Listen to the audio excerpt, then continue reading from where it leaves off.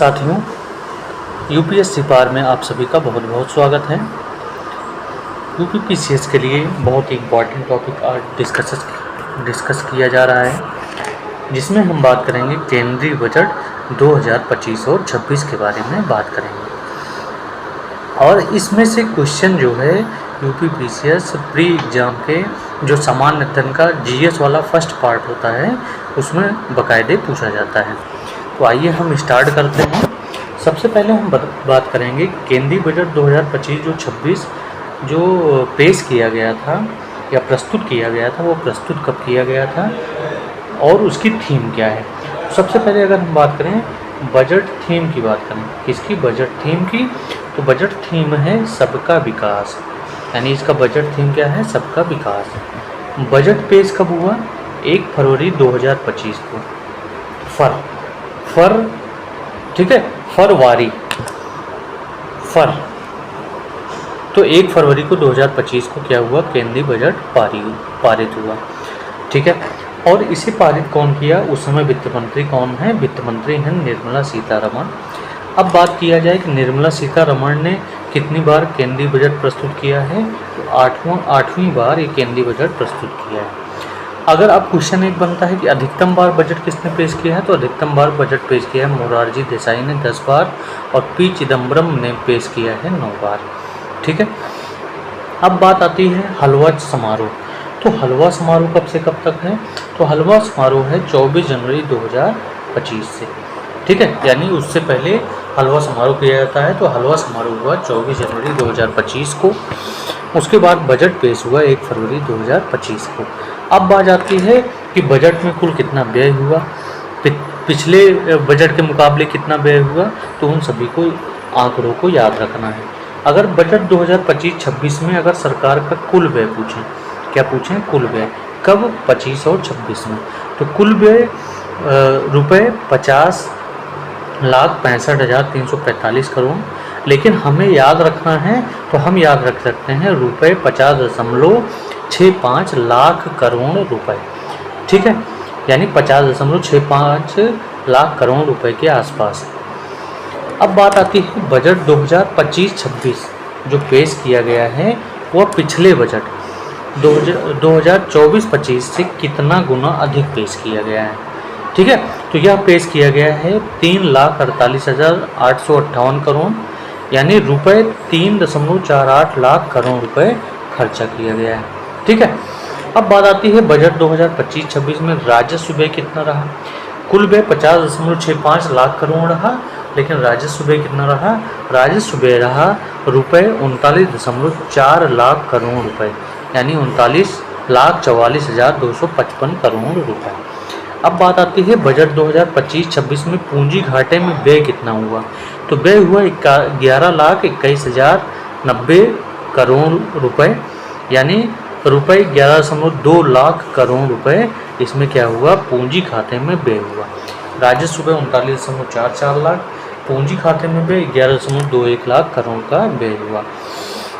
अब बात करते हैं बजट 2025 और 26 में। पिछले बजट 2024 और 25 से पूंजीगत व्यय कितना अधिक रहा। अब पूंजीगत व्यय जो 2024-25 में प्रस्तुत किया गया उससे कितना अधिक रहा? तो रहा 1.03 लाख करोड़ रुपए, जिसे 1,26,2,661 करोड़ रुपए कहा जा सकता है। ठीक है, आगे हम बात करेंगे वित्तीय वर्ष 2024-25 में विनिवेश से प्राप्त राशि कितनी थी। तो विनिवेश से जो प्राप्त राशि वो रुपये 33,000 करोड़ रुपए प्राप्त राशि थी। पूर्व में 2023-24 में विनिवेश से जो प्राप्त राशि वो कितनी थी? 33,112 करोड़ रुपए। इस बार कितना 2024 में कितना है? 33,000 करोड़।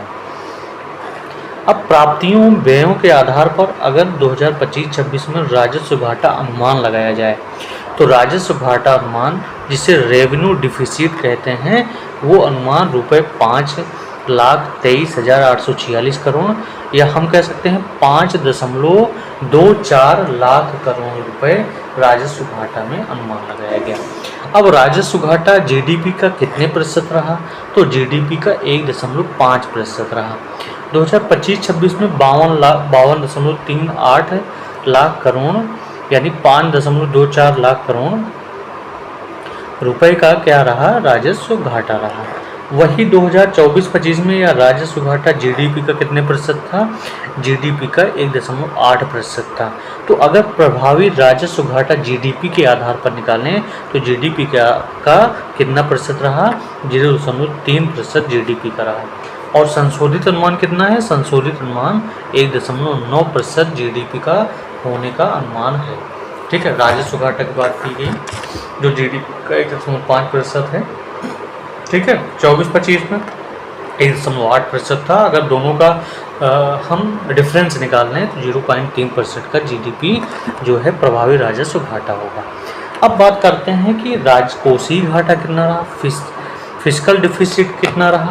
तो 2025-26 में रुपये 15,68,936 करोड़ था, यानी इसे हम 15.69 लाख करोड़ रुपए बोल सकते हैं, जो कि जीडीपी का 4.4% था। ठीक है, वहीं 2024-25 में जो राजकोषीय घाटा दिया गया उसमें राजकोषीय घाटा जीडीपी का 4.9% था। अगर संशोधित अनुमान की बात करें तो संशोधित अनुमान यहाँ 4.8% का है, लेकिन अगर प्रभावी राजकोषीय घाटा का पूछें तो वो कितना रहा, वो आपका रहा 0.5%। ठीक है, ध्यान रखिएगा, प्रभावी जो राजकोषीय घाटा है वो 0.5% का रहा, लेकिन संशोधित अनुमान 4.8% का लगाया गया है। अब अगर हम प्राथमिक घाटा की बात कर लें तो 2025-26 में प्राथमिक घाटा जीडीपी का 0.8% था और 2024-25 में यह जीडीपी का 1.4% था। ठीक है, आगे हम बात करें अगले पॉइंट पर कि केंद्रीय बजट 2025-26 में कुल कितने टैरिफ हैं। तो कुल जो टैरिफ की बात हुई वो 15 टैरिफ की बात हुई। ठीक है, 16 टैरिफ की, जिसमें से हम बात करेंगे कि 7 टैरिफ की जो दरें हैं उनको हटाने का प्रस्ताव घोषित किया गया। शेष बची टैरिफ दर जो है शून्य सहित 8 टैरिफ हैं, यानी जो शेष टैरिफ दर बची है जिसको हटाया नहीं गया है वो शून्य सहित 8 यानी 9 आपके टैरिफ बचे हुए हैं। ठीक है, साथ में इसमें प्रावधान किया गया कि बुनियादी सीमा शुल्क में छूट दी गई, लेकिन कितने औषधियों पर, 36 जीवन रक्षक औषधियों पर बुनियादी सीमा शुल्क से छूट दिया गया है। साथ में cobalt powder, lead, zinc, lithium ion, battery के अपशिष्ट और 12 खनिजों पर भी बुनियादी सीमा शुल्क पर छूट दिया गया है। ठीक है, 2 चीज़ों पर बुनियादी सीमा शुल्क छूट है, 36 जीवन रक्षक औषधियों पर, lead, zinc, lithium ion, cobalt powder पर। ठीक है, अब बात करें कि सबसे लंबा बजट कब का था और किसके द्वारा पेश किया गया। तो सबसे लंबा बजट भी निर्मला सीतारमण द्वारा प्रस्तुत किया गया 2020 में 2 घंटे और 42 मिनट के लिए। ठीक है, 2025-26 में यह 1 घंटे 17 मिनट तक बजट चला। ठीक है, अब बात करते हैं कि बजट तैयार करने वाला नोडल कौन सा है, नोडल निकाय क्या है। तो सबसे पहला है बजट प्रभाग। ठीक है, पहला जो विभाग है बजट प्रभाग है, दूसरा विभाग है नीति आयोग और तीसरा विभाग है मंत्रालय, विभिन्न जो मंत्रालय हैं उनके परामर्श के आधार पर ये बजट तैयार किया गया है। ठीक है, अब बात करते हैं कि बजट के चरण कितने हैं। अगर हम चरणों की बात करें तो ये चरण एग्जाम में पूछा जाता है, कभी कभी क्रम पूछा जाता है, तो इन चरणों का क्रम आपको याद होना बहुत ही जरूरी है। ठीक है, तो बजट के चरण में अगर हम बात करें तो पहला क्या है कि बजट पूर्व परामर्श किया जाता है, यानी बजट प्रस्तुत करने से पहले बजट पूर्व परामर्श किया जाता है, विभिन्न मंत्रालयों की बैठक होती है। उसके बाद डाटा संग्रहण एवं विश्लेषण किया जाता है, उसके बाद डाटा का कलेक्ट किया जाता है और उस पर विश्लेषण किया जाता है। विश्लेषण करने के बाद बजट मसौदा तैयार किया जाता है। बजट मसौदा जब तैयार हो जाता है तो उस पर कैबिनेट की मंजूरी दी जाती है और कैबिनेट की मंजूरी मिलने पर बजट भाषण प्रस्तुत किया जाता है, कहाँ पे, सांसद में। ठीक है, लोकसभा में या राज्यसभा में। जब बजट प्रस्तुत हो जाएगा तो उस पर संसदीय अनुमोदन या सामान्य चर्चा की जाएगी। ठीक है, विभिन्न विपक्ष द्वारा, पक्ष द्वारा ये सारी चर्चाएं किया जाएगा। ठीक है, फिर बजट का कार्यान्वयन किया जाएगा और बजट का कार्यान्वयन करने के बाद जो भी संशोधन होगा उसको अनुपूरक बजट में शामिल कर लिया जाएगा। ठीक है, तो कुल मिलाकर इस तरह से जो बजट के चरण हैं वो चलते हैं। अब बात आती है कि 25-26 में किन किन बातों पर ध्यान दिया गया है। तो 25-26 में यहाँ पर उन बातों को बताने के लिए विकास के इंजन के रूप में उसे बताया गया है। जैसे पहला हो गया कृषि, दूसरा हो गया यम जिसे माइक्रो स्मॉल, ठीक है, इंटरप्राइजेज बोलते हैं। माइक्रो स्मॉल मीडियम इंटरप्राइजेज यानी सूक्ष्म लघु उद्योग के बारे में बात करेंगे कि उसमें क्या बातें हुई हैं, केंद्रीय बजट में क्या चीज़ें दी गई हैं। निवेश की बात करेंगे, कहाँ कहाँ पर पैसा निवेश किया जाएगा। निर्यात की बात करेंगे कि कौन कौन सी चीज़ें निर्यात की जाएंगी। तो विकसित भारत में शामिल क्या क्या किया गया है, तो विकसित भारत के इस बजट में शामिल किया गया है गरीबी से मुक्ति, ठीक है, 100% अच्छे स्तर की शिक्षा का प्रावधान किया गया है, बेहतरीन सस्ती व सर्वसुलभ सुविधाएं प्रदान की गई हैं, आर्थिक गतिविधियों में शामिल 70% महिलाएं विकसित भारत में शामिल की गई हैं, आर्थिक गतिविधि के रूप में शामिल किया गया है, और 100% कुशल कामगार के बारे में चर्चा की गई है। ठीक है, ये सभी विकसित भारत के केंद्रीय बजट में शामिल है। ठीक है, अब फोकस किस पे किया गया है, यानी मुख्य ध्यान किस पर दिया गया है इस बजट में, तो ध्यान दिया गया है गरीबों पर, युवा वर्ग पर, किसान पर और नारियों पर, यानी महिलाओं पर ध्यान दिया गया है। तो पहले इंजन की बात करें कि कृषि में किस रूप से केंद्रीय बजट को प्रस्तुत किया गया है, तो कृषि के रूप में क्या क्या प्रावधान किया गया है। ठीक है, तो कृषि में ध्यान दीजिएगा, पहली चीज़ कि प्रधानमंत्री धन धान्य योजना प्रस्तुत की गई है जिसे लागू करने का लक्ष्य लिया गया है। ठीक है, और यह 100 जिले में शामिल होगा, यानी इससे लाभ कितने किसानों को मिलेगा, तो 1.7 करोड़ किसानों को इसका लाभ प्राप्त होगा।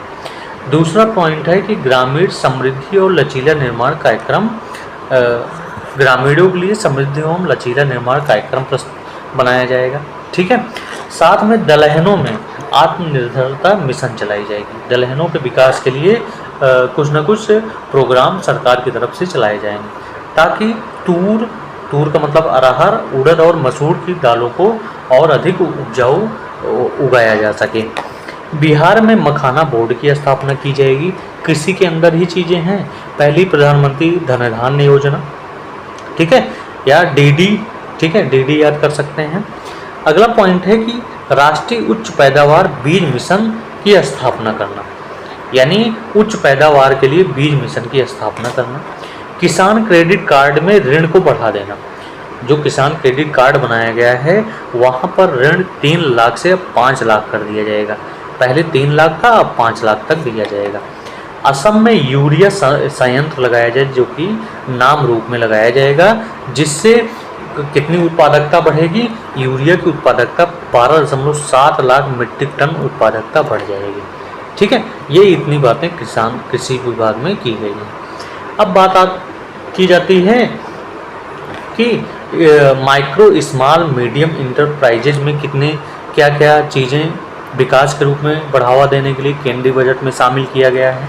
तो पहले माइक्रो स्मॉल मीडियम इंटरप्राइजेज में निवेश और कारोबार की सीमा में वृद्धि की गई है, और यह वृद्धि 2.5 से 2 गुना और 2 गुना है, यानी 2 गुना और 2.5 गुना तक बढ़ाया गया है। साथ में MSME को बढ़ावा देने के लिए सूक्ष्म उद्योग के लिए कस्टमाइज क्रेडिट कार्ड की शुरुआत की जाएगी। तो कस्टमाइज क्रेडिट कार्ड जो है उसकी सीमा क्या है, उसकी सीमा है 5 लाख से 10 लाख रुपए तक कस्टमाइज क्रेडिट कार्ड में शामिल होगा। ठीक है, साथ में महिला उद्यमी जो कि अनुसूचित जाति एवं अनुसूचित जनजाति के लिए सावधि ऋण उपलब्ध कराया जाएगा। ठीक है, और यह ऋण 5 वर्षों के लिए 2 करोड़ तक शामिल होगा। चौथा पॉइंट है कि फुटवियर और लेदर उत्पादन के लिए क्या बनाया जाएगा, फोकस उत्पाद स्कीम की स्थापना की जाएगी, जिसके अंतर्गत रोजगार 2 लाख से अधिक व्यक्तियों को रोजगार दिया जाएगा, 20 लाख से अधिक व्यक्तियों को, तथा 1.1 लाख करोड़ का निर्यात लाभ प्राप्त किया जाएगा। अगला पॉइंट है कि बिहार में राष्ट्रीय खाद्य प्रौद्योगिकी उद्यमशीलता एवं प्रबंधन संस्थान की स्थापना की जाएगी। कहाँ पे? बिहार में। यानी मिला जुला के आप देखेंगे तो ये बिहार के लिए बहुत ज़्यादा उपयोगी साबित हुआ है केंद्रीय बजट। अगला पॉइंट है कि विकास के तीसरे इंजन, जिसे हम निवेश के रूप में कहते हैं, निवेश के रूप में बढ़ावा देने के लिए केंद्रीय बजट में क्या क्या चीज़ें शामिल की गई हैं। तो आप देखेंगे निवेश बढ़ाने के लिए क्या किया जाएगा कि सक्षम आंगनवाड़ी की स्थापना की जाएगी, लॉन्च किया जाएगा, और पोषण 2.0 लॉन्च किया जाएगा। ठीक है।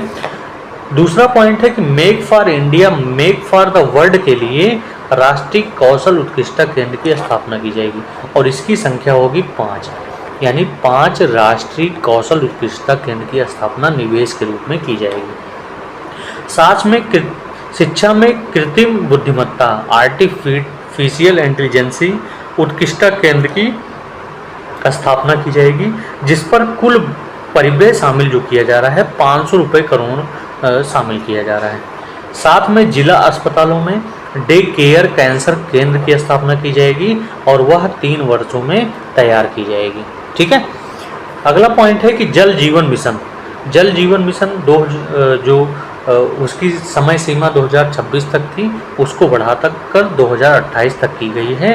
तो ध्यान दीजिएगा, जल जीवन मिशन का कार्यकाल समय जो है वो बढ़ा दिया गया है।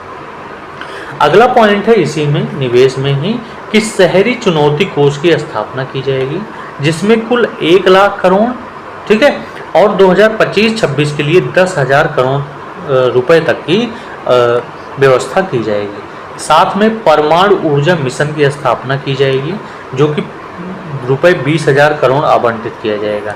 साथ में SMR के अंतर्गत परमाणु ऊर्जा जो मिशन की स्थापना होगी, उसके अंतर्गत SMR यानी लघु मॉड्यूलर रिएक्टर्स को लगाया जाएगा। ठीक है। अब MSME के लिए वर्गीकरण जो मानदंड है में संशोधन किया गया है। क्या है? वर्तमान में, यानी जब तक बजट पेश नहीं किया गया था तब तक क्या चल रहा था कि सूक्ष्म उद्योग एक करोड़ रुपए में क्या थी उसका निवेश था, लेकिन संशोधित जब होगा तो ये 2.5 करोड़ रुपए तक का निवेश हमें प्रदान करेगा। कारोबार जो हुआ, वर्तमान में कारोबार 5 करोड़ रुपए का हो रहा है, 5 करोड़ रुपए का हो रहा है, लेकिन संशोधित जो कारोबार होगा वो 10 करोड़ में होगा। ठीक है। लघु उद्योग के लिए 10 करोड़ रुपए निवेश किया गया है वर्तमान में, लेकिन जब ये लागू हो जाएगा, जब बजट 2025-26 के अंतर्गत लागू होगा तो संशोधित होगा, 25 करोड़ रुपए से स्टार्ट होगा, निवेश किया जाएगा। और कारोबार जो होगा लघु उद्योग के लिए देखिएगा, अगर वर्तमान में 10 करोड़ हम निवेश कर रहे हैं तो कारोबार में 50 करोड़ का निवेश कारोबार हमें मिलेगा, लेकिन अगर वही हम 25 करोड़ का संशोधित करके निवेश कर रहे हैं तो हमें जो लाभ हो रहा है 100 करोड़ का हो रहा है। ठीक है। ऐसे ही मध्यम उद्योग जो है वर्तमान में 50 करोड़ में वर्तमान में निवेश किया गया है, लेकिन अगर इसी दर को 125 करोड़ बढ़ा दिया जाए तो जो कारोबार में है, जो पहले 250 करोड़ थी, वह 500 करोड़ का व्यापार करेगी, कारोबार करेगी। ठीक है। अब हम 2 चीज़ों की बात करेंगे, प्रोडक्ट की बात करेंगे, उत्पाद की बात करेंगे, और उस पर बुनियादी सीमा शुल्क में संशोधन क्या किया गया है उनके बारे में चर्चा करेंगे। ठीक है। तो समझते हैं पहले कि जो प्रोडक्ट है, उत्पाद है, उसमें पहला प्रोडक्ट है बुने हुए वस्त्र। बुने हुए वस्त्र का जो वर्तमान में बुनियादी सीमा शुल्क है वो 10% है। ठीक है। 10% से लेकर 20% तक है, लेकिन संशोधित करके इसे टोटल 20% बना दिया गया है। इंटरेक्टिव जो फ्लैट पैनल है, ठीक है, इंटरेक्टिव बोर्ड जो है, पैनल है, उसमें जो बुनियादी सीमा शुल्क है वर्तमान में 10% था, संशोधित करके 20% बढ़ा दिया गया है। कैरियर ग्रोथ इथरनेट स्विच जो है वो उत्पाद है, उस पर बुनियादी सीमा शुल्क बढ़ाया गया है 20%। ठीक है। वर्तमान में 20% चल रहा है, लेकिन कैरियर ग्रोथ इथरनेट स्विच को कम करके संशोधित करके 10% बना दिया गया है। ठीक है। अब साथ में समझते हैं कि आयकर राहत क्या मिली है। इसके अंतर्गत रुपये 12 लाख तक की आय पर पूरी छूट दिया जाएगा बजट 2025 और 26 के अंतर्गत, और वेतन भोगियों के लिए 12.75 लाख रुपए तक कर मुक्त, टैक्स मुक्त रखा जाएगा। और नए आयकर स्लैब जो बनाया गया है, अगर इनकम की बात करें तो जो इनकम बनाया गया है उसकी रेट कुछ इस प्रकार से है कि 0 से 4 लाख तक रेट मिलेगा, शून्य रेट लगेगा। 4 से 8 लाख पर 5% का दर लगाया जाएगा। 8 से 12 लाख पर 10% लगाया जाएगा। 12 से 16 लाख पर 15% लगाया जाएगा और 16 से 20 लाख पर 20% लगाया जाएगा। 20 से 24 लाख पर 25% व्यय किया जाएगा। ठीक है, और 24 लाख से अधिक पर जो दर होगी, जो कर की दर होगी वो 23% होगी। ठीक है, अब बात करते हैं रेलवे के लिए। तो बजट 2025-26 में रेलवे के लिए जो प्रावधान किया गया है, जो बजट आवंटित किया गया है, वो रुपये 2.65 लाख करोड़ रुपए क्या किया गया है, बजट 2025-26 में रेलवे के लिए प्रावधान किया गया है। इतनी महत्वपूर्ण चीज़ें इस वीडियो में शामिल हैं, तो इस वीडियो को आप अच्छे से देखिए, पढ़िए, उसके बाद आप खुद क्वेश्चन मिलाइएगा कि आपको सारे क्वेश्चन, जितने भी केंद्रीय बजट से क्वेश्चन बनेंगे वो आपको क्वेश्चन इसमें देखने को मिलेंगे। ठीक है, तब तक के लिए इस लेक्चर को यहीं पर विराम दिया जाता है।